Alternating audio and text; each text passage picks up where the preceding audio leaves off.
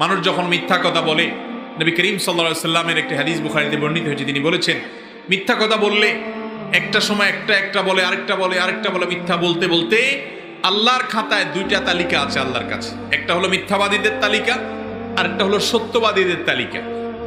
একটা লোক ঘন ঘন কথায় কথায় মিথ্যা বলতে বলতে তার নামটা মিথ্যাবাদীদের তালিকায় চলে যায়, লিস্টে চলে যায়।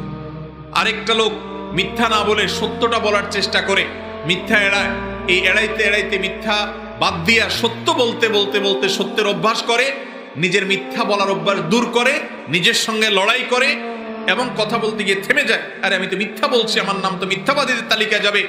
আর মিথ্যাবাদীদের তালিকায় যদি যায়, আল্লাহ বলেছেন আলা লানাতুল্লাহি আলাল কাযিবিন, মিথ্যুকদের প্রতি আল্লাহর লানত এবং গজব নাজিল হয়, জাহান্নামে যায়।